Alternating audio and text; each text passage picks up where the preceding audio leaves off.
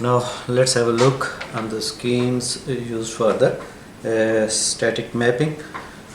The purpose of discussing these schemes is to gain the following objectives: that we will be able to know the mapping based on data partitioning, mapping based on the task partitioning, and hierarchical mapping.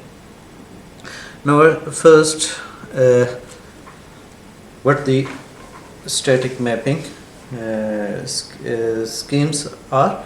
Static mapping is often used in conjunction with a decomposition based on data partitioning.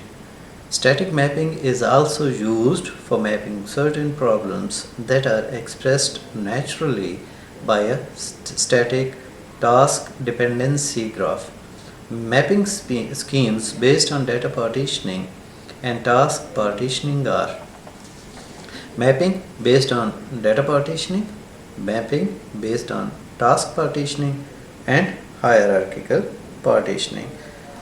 तो ये हमारे पास कुछ partitioning techniques हैं जिनको हमने देखना है, और वन बाय वन हम देखेंगे, कुछ इस टॉपिक में और कुछ नेक्स्ट वीडियो के अंदर हम देख लेंगे.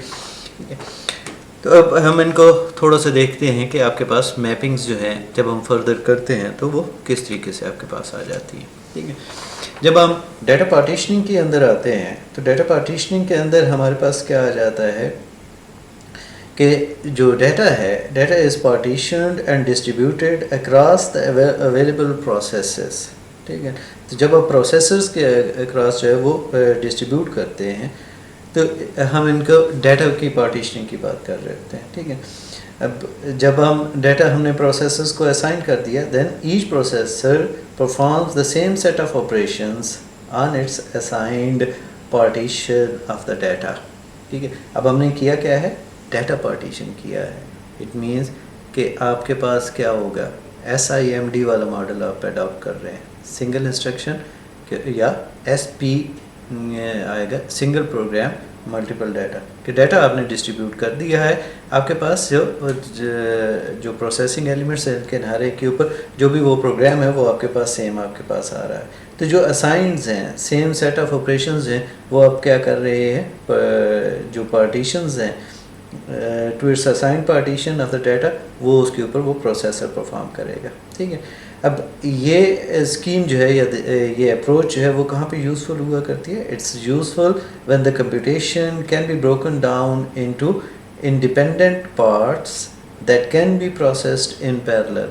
यानी वो जहाँ पे हम अपने टास्क को या जो डाटा है उसको इंडिपेंडेंट पोर्शंस के अंदर जो है वो डिवाइड करने के काबिल हो और उनको पैरेलल में प्रोसेस करने के काबिल हो, तो हम इसको यूज़ कर लेते हैं. ठीक है, अब यहाँ पे आपकी जब हम बात कर रहे होते हैं तो उसमें फॉर एग्ज़ाम्पल हमारे पास आ जाएगा कि जो मैप रिड्यूस है या हडूप फ्रेमवर्क्स हैं वो बेसिकली इसके एग्जांपल हैं. ठीक है, जो डाटा को पार्टीशन करते हैं चंक्स के अंदर और जो भी डिफरेंट ऑपरेशंस हुआ करते हैं वो इन चंक्स के ऊपर इन पैरेलल जो है वो एग्जीक्यूट कर रहे होते हैं. ठीक है, अब mapping based on data partitions जो है वो है जो मोस्ट कॉमन वे है रिप्रेजेंटिंग डाटा इन एल्गोरिदम्स है. ठीक है, अब नेमली हमारे पास क्या हुआ करता है, ठीक है, वो अरेज और ग्राफ्स आपके पास हुआ करते हैं. ठीक है, अब यहाँ पे जब हम जो इसमें डाटा पार्टीशनिंग के अंदर आते हैं तो उस सूरत में हमारे पास क्या आ जाती है कि उसमें ब्लॉक पार्टीशनिंग आपके पास आ जाती है, ब्लॉक रे डिस्ट्रीब्यूशन आ जाती है, या cyclic and block cyclic distribution आपके पास आ जाती है, या आपके पास जो है वो रैंडमाइज्ड ब्लॉक डिस्ट्रीब्यूशन आपके पास आ जाती है. अब जब ब्लॉक पार्टीशनिंग या ब्लॉक रे डिस्ट्रीब्यूशन है उसके अंदर हम क्या करते हैं कि आपके पास जो भी एक इनपुट आपके पास आ रही है तो इनपुट डाटा को अब हमने क्या करना है, इक्वल साइज़ के ब्लॉक्स के अंदर डिवाइड करते हैं, और वो ब्लॉक्स जो हैं वो हम जो प्रोसेसिंग एलिमेंट्स हैं उनके अंदर क्या कर देते हैं, डिस्ट्रीब्यूट कर देते हैं. ठीक है। तो ब्लॉक रे डिस्ट्रीब्यूशन जो सिंपल है कि आपने डाटा को ब्लॉक में डिवाइड किया और ब्लॉक्स जो है वो आपने क्या कर दिए, असाइन कर दिए प्रोसेसर्स को। जो आपकी साइक्लिक पार्टीशनिंग है या साइक्लिक ब्लॉक साइक्लिक डिस्ट्रीब्यूशन है, इसके अंदर हम क्या करते हैं कि जो इनपुट डाटा है वो डिस्ट्रीब्यूट किया जाता है, जो प्रोसेसिंग एलिमेंट्स हैं, और वो साइक्लिक मैनर में किया जाता है, ठीक है। अब जो प्रोसेसिंग एलिमेंट्स हैं वो उनको एक जो पोर्शन ऑफ डाटा है, पोर्शन ऑफ इनपुट डाटा है, वो असाइन किया जाता है, और जो प्रोसेस जो है, ये प्रोसेस जो है रिपीट हो जाता है जब तक कि वो डाटा पूरे का पूरा कंप्लीट नहीं हो जाए। यानी एक साइकिल में है, राउंड रॉबिन आपके पास एक साइकिल आ गई कि पहले तमाम प्रोसेसेस को मिला, फिर ब्लॉक्स जो है वो दोबारा से पहले से ऑनवर्ड आते हैं। फॉर एग्जांपल अगर आपके पास 4 प्रोसेसर्स हैं तो पहला एक चंक पहले को, दूसरा फिर दूसरा चंक दूसरे को, तीसरा चंक तीसरे को, चौथा चंक चौथे को मिला, फिर साइकिल आपके पास ऊपर से आ जाएगा कि पांचवा जो है वो आपके पास इस तरीके से। तो ये एक साइक्लिक वे या ब्लॉक साइक्लिक वे जो है, इसके साथ हम इसको क्या हुआ करती है, एक डिस्ट्रीब्यूशन हुआ करती है। फिर आपके पास आ जाती है कि एक टेक्निक है, और ये सारी की सारी टेक्निक हम बेसिकली क्यों यूज़ कर रहे हैं, ताकि आपका जो डाटा है, क्योंकि अगर आपके पास जो है वो ब्लॉक्स इक्वली डिस्ट्रीब्यूट हो रहे हैं और प्रोसेसिंग एलिमेंट्स की कैपेसिटी इतनी है कि वो उन तमाम एक ब्लॉक को पूरा अपनी मेमोरी के अंदर स्टोर कर सकते हो, तो ब्लॉक रेट डिस्ट्रीब्यूशन ईजी रहती है कि वो प्रोसेसिंग एलिमेंट्स के अंदर या नोड्स के अंदर सीधा सीधा आप डिस्ट्रीब्यूट कर देते हैं। लेकिन अगर आपके पास जो प्रोसेसिंग एलिमेंट्स हैं उनकी जो कैपेसिटी है या उनकी कैपेबिलिटी ये है कि वो उतने बड़े चंक को जो है वो एट अ टाइम जो है वो स्टोर ना कर सकते हो, उनकी मेमोरी इतनी ना हो, तो इन दैट केस क्या हुआ करता है कि अब हम उसमें ये साइक्लिक या ब्लॉक साइक्लिक डिस्ट्रीब्यूशन जो है उसको हम कर देते हैं। तो उसका एडवांटेज ये होता है कि अब हमने जो उसके साइजेबल चंक्स हैं वो हम उन पे डिस्ट्रीब्यूट करते हैं, और उसके बाद दोबारा से साइकिल, और ये साइकिल उस वक्त तक रहता है जब तक कि तमाम के तमाम जो एलिमेंट्स हैं या तमाम के तमाम डाटा जो है वो प्रोसेस ना हो जाए। जो रैंडमाइज्ड ब्लॉक डिस्ट्रीब्यूशन है वो आपके पास क्या हुआ करती है कि जो इनपुट डाटा है हम इसको पार्टीशन करते हैं इनटू इक्वल साइज्ड ब्लॉक्स और चंक्स, ठीक है। और जो ईच ब्लॉक है वो किसी भी एक कंप्यूटिंग नोड को जो है वो असाइन कर दिया जाता है, ठीक है। अब ये जो आपके पास ब्लॉक्स हैं, ये जब जनरेट करते हैं और असाइन भी हम करते हैं तो ये रैंडमली आपके पास हुआ करते हैं, ठीक है। अब इसमें आगे चल के जब हम इसको डिटेल में देखेंगे तो उसमें क्या होता है कि बेसिकली ये वर्कलोड की जो इवनली डिस्ट्रीब्यूशन है वो किसी हद तक हम इसके थ्रू जो है वो अचीव करने की कोशिश करते हैं। अब हम देखते हैं कि जब हम मैपिंग कर रहे हो जो डाटा पार्टीशनिंग के ऊपर है, तो उस सूरत में आपके पास जो है वो जो ब्लॉक रे डिस्ट्रीब्यूशन जो है वो आपके पास किस तरीके से कर देते हैं, ठीक है। अब जब हम देखते हैं कि data partitioning can be combined with the owner computes rule to partition the computation into sub task. The simplest data decomposition schemes for dense matrices are 1D block distribution. In general, higher dimension decompositions allow the use of higher number of processors. अब यहाँ पे अगर आप ये ऊपर देखें तो 1 dimensional के आपके पास क्या हुआ करती है कि आपकी चाहे वो रो वाइज आप डिस्ट्रीब्यूशन कर रहे हो या आपके पास क्या कर रहे होते हैं वो कॉलम वाइज आप डिस्ट्रीब्यूशन कर रहे हैं, डिपेंड करता है कि डाटा का नेचर क्या है और किस तरीके से आप उसकी पार्टीशनिंग कर रहे हैं। लेकिन है क्या, ये 1 डायमेंशनल है। 1 डायमेंशनल के जितने आपके पास प्रोसेसिंग एलिमेंट्स हैं उसी के इक्वल आपने उनको क्या कर दिया, ब्लॉक में डिवाइड कर दिया। अब रो वाइज है तो इट मीन्स कि फर्स्ट रो P1 को मिल जाएगी, सेकंड रो की पार्टीशन जो P0 P1 up to P7, यह आपने 8 डिस्ट्रीब्यूशन आपके पास कर दी। अगर डाटा जो है वो उस नेचर में था कि हम उसको कॉलम वाइज हमने उसको इवनली डिस्ट्रीब्यूट करने के हुए और वो उस तरीके से एग्जीक्यूटेबल था, इन दैट केस आप वो देख रहे हैं कि ये आपके पास 1D या 1 डायमेंशनल आपके पास एक है जिसके अंदर आपने उसको 8 पार्टीशंस के अंदर किया और तमाम 8 प्रोसेसर्स को आपने क्या कर दिया, असाइन कर दिया। नीचे अगर आप देखें तो हमारे पास ये 2 डिस्ट्रीब्यूशंस हैं। एक आपके पास जो है वो 4x4 की प्रोसेसर्स ग्रिड्स हैं आपके पास, दूसरी आपके पास 2x8 प्रोसेसर्स ग्रिड है जिसके अंदर आपने उसको डिवाइड किया है, ठीक है।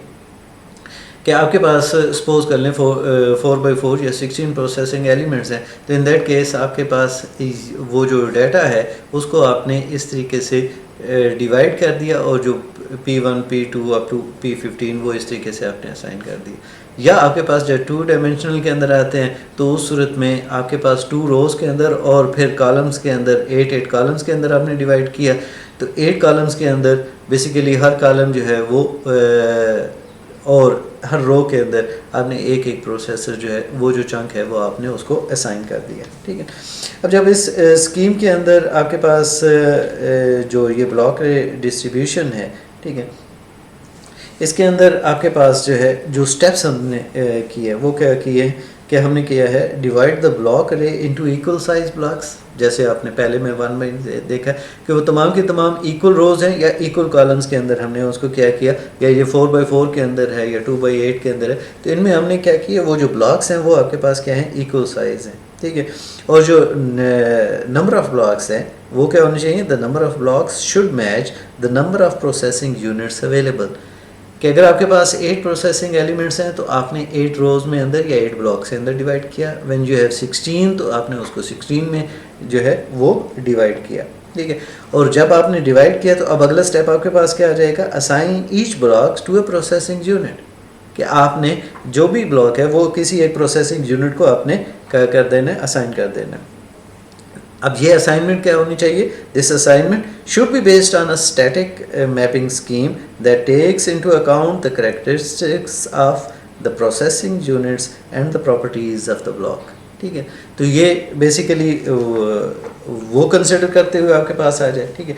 फिर आपके पास क्या हो जाएगा, अगला जो स्टेप हम परफॉर्म करते हैं इन डिस्ट्रीब्यूशन के अंदर या स्कीम के अंदर, वो ये होता है कि each processing unit performs computation on its assigned block independently without the need of communication with other units। कि वो इंडिपेंडेंटली अब परफॉर्म हो रही है, इट मीन्स वो जो कम्युनिकेशन ओवरहेड है वो यहाँ पे अब हमारे पास नहीं रहा, दूसरा डायनेमिकली अब आप इसको चेंज नहीं कर पा रहे। अब जब ये तमाम के तमाम प्रोसेसिंग यूनिट्स जो हैं वो अपनी कंप्यूटेशन जो है वो कंप्लीट कर लेते हैं, तो फिर आपके पास क्या आ जाएगा, ये रिजल्ट्स जो हैं वो कंबाइन कर लिए जाते हैं और फाइनल आउटपुट के लिए आपके पास आ जाता है, ठीक है। अब ये टेक्निक्स जो हैं ये वाली या अगले भी जो इसके से रिलेटेड आपके पास आ रही हैं उनमें फ़्लो यही रहेगा कि आप उनको डिवाइड करेंगे, असाइन करेंगे और आपके पास आ जाता है, ठीक है। अब ये वाली जो टेक्निक्स हैं ये आपके पास किसके लिए यूज़फुल हुआ करती है, जब आपके पास जो डाटा है वो जो आपकी मेमोरी है किसी भी सिंगल प्रोसेसिंग यूनिट्स के अंदर उसके अंदर वो फिट इन नहीं हो सकता, तो उस सूरत में हम उस डाटा की क्या कर देते हैं, पार्टीशनिंग कर देते हैं, ठीक है। या जब हमारे पास जो कंप्यूटेशन है वो इतनी कम्प्लेक्स है कि वो एक सिंगल यूनिट जो है वो उसको रीज़नेबल अमाउंट ऑफ टाइम के अंदर जो है वो हैंडल नहीं कर सकता, तो बुनियादी तौर के ऊपर ये वाला हम जो पैरेललिज्म की हमारी एक बेसिक नीड थी उसके ऊपर हम आ रहे होते हैं, ठीक है। अब हम नेक्स्ट देखते हैं, अब ये हमारे पास क्या था, ब्लॉक डिस्ट्रीब्यूशन आपके पास थी कि एक ब्लॉक जो है वो आपने सीधा एक प्रोसेसर यूनिट को या प्रोसेसर को आपने असाइन कर दिया है और वो उसको एग्जीक्यूट करके आपके पास दे देगा। फिक्स्ड है, डायनामिक भी नहीं है क्योंकि स्टैटिक है आपके पास। अब हम देखते हैं कि जब हम इसी डाटा पार्टीशनिंग के अंदर आते हैं और वो आपके पास क्या आ जाएगा, साइक्लिक है या ब्लॉक साइक्लिक डिस्ट्रीब्यूशन है आपके पास, ठीक है। जब हम साइक्लिक डिस्ट्रीब्यूशन की बात कर रहे होते हैं तो वो आपके पास क्या हो जाएगा, द साइक्लिक डिस्ट्रीब्यूशन को हम कैसे डिफाइन करेंगे, is a type of data partitioning technique where data is partitioned evenly across multiple nodes in a cluster.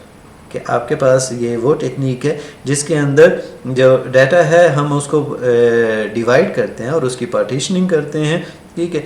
Evenly ये पार्टीशनिंग हुआ करती है और उसको हम मल्टीपल नोड्स हैं वो क्लस्टर के अंदर हम उनके अंदर क्या कर देते हैं, डिस्ट्रीब्यूट कर देते हैं।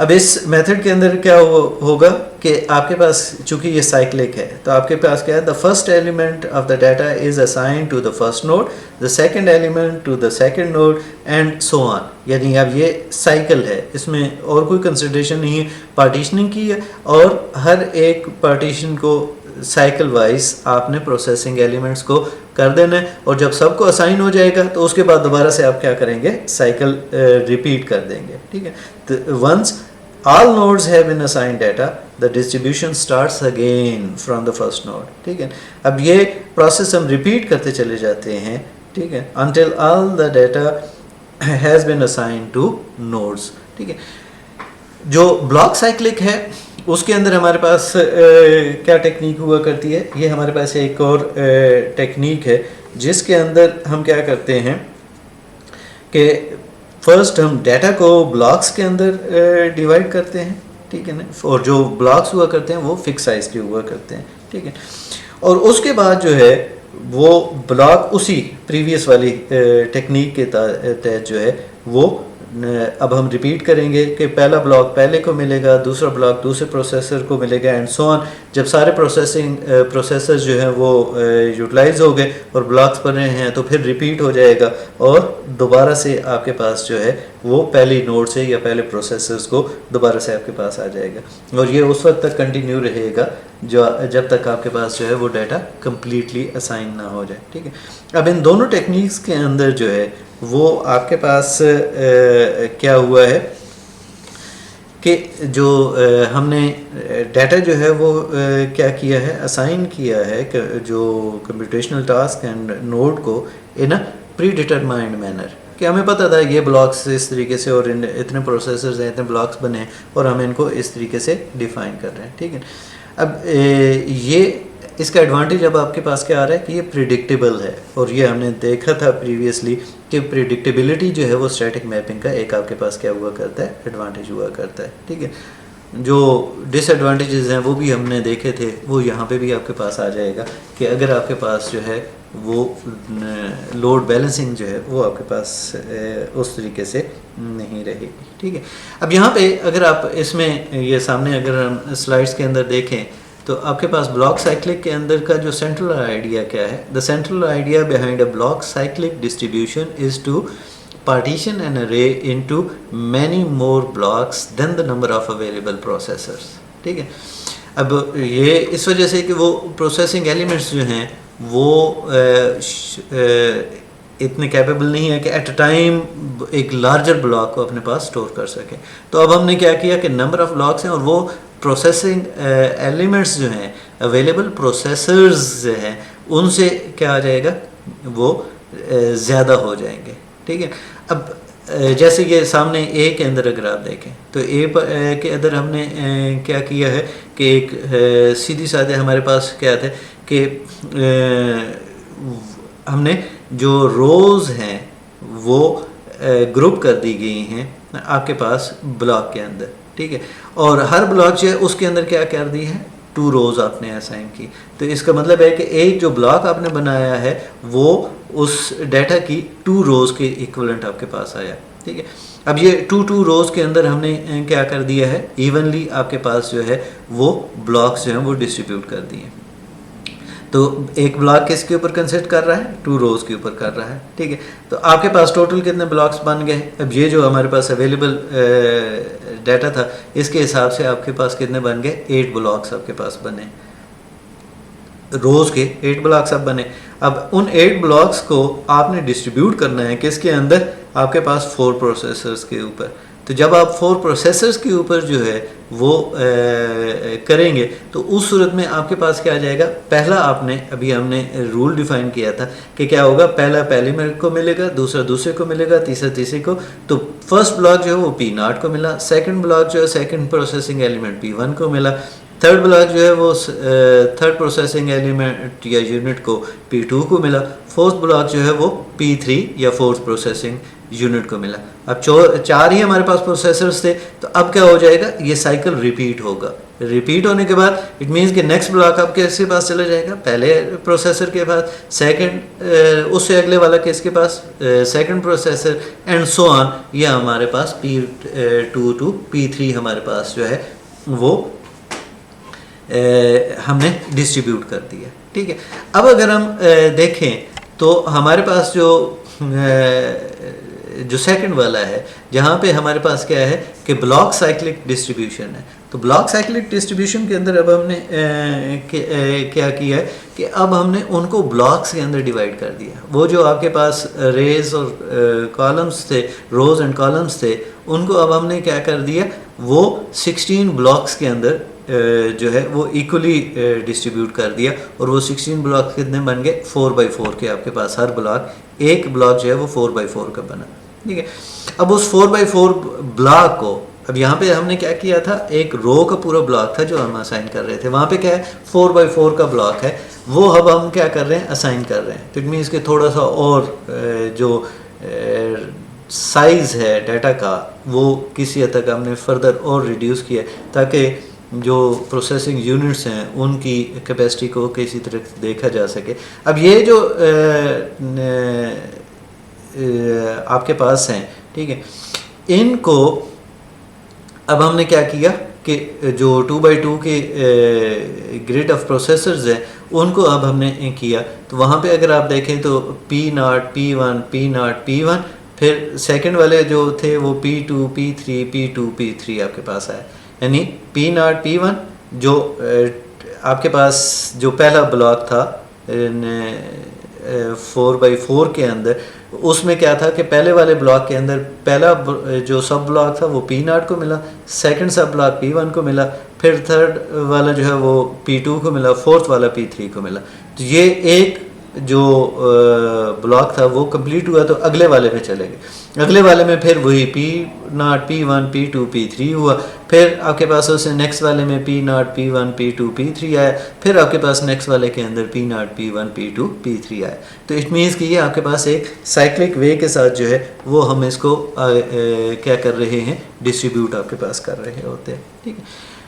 अब हम देखते हैं कि जब आप रैंडमाइज्ड ब्लॉक डिस्ट्रीब्यूशन आपके पास आती है तो उस सूरत में हमारे पास क्या हुआ करता है। अब रैंडमाइज्ड टेक्निक्स के अंदर आपके पास जो है वो, जब हमने डाटा को पार्टीशन करना होता है इक्वल साइज के अंदर और जो हमने असाइन करना होता है, ठीक है, तो ये जो ब्लॉक की डिवीजन है, ठीक है, और जो असाइनमेंट है ये आपके पास क्या हुआ करती है, रैंडमली हुआ करती है टू द नोड्स है। और इसकी वजह से अब हम क्या गेन कर रहे होते हैं, वो जो प्रॉपर्टी हम गेन कर रहे हैं या जो फीचर गेन कर रहे होते हैं कि वो वर्कलोड जो है वो आपके पास इवनली डिस्ट्रीब्यूट हो जाता है अक्रॉस द नोड्स आपके पास। क्योंकि जब आप ये पार्टीशन कर रहे हैं तो उस सूरत में आपके पास वर्कलोड को आप कंसिडर कर रहे होते हैं। सपोज कर लें आपके पास वो एक वेक्टर है जो आपका टास्क है, ठीक है, अब उसको आपने जो है वो 12 ब्लॉक्स के अंदर आपके पास है, ठीक है। अब उनको अब हमने जो है वो 4 प्रोसेसर्स के ऊपर जो है, अब ये 4 प्रोसेसर्स पे आपने क्या करना है, मैप करना है। जब मैप करना है तो उस सूरत में उस वेक्टर को आपने क्या किया, रेंडमाइज किया। रेंडमाइज में ये हुआ कि आपके पास 8 2 6 यानी वो पहले सीक्वेंस में था, अब ये आपके पास वो बैलेंस्ड वे के पास आया। अब हुआ क्या कि मैपिंग आपने क्या की, वो फर्स्ट प्रोसेसर को आपके पास क्या मिले, ये 8 2 एंड 6 मिल गए एंड सो ऑन। ये अब आपने रेंडमाइज वे के साथ उनको असाइन कर दिया।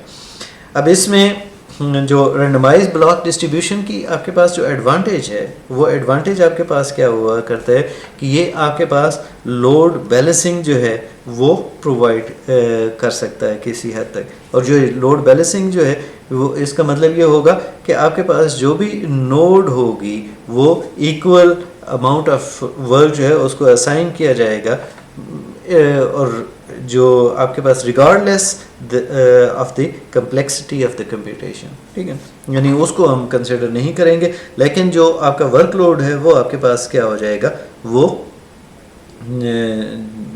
हम इवनली डिस्ट्रीब्यूट करने के काबिल हो जाएंगे, और उसकी वजह से हमारा जो सिस्टम की एफिशिएंसी है उसको हम किसी हद तक इंक्रीज़ करने के काबिल हो जाएंगे।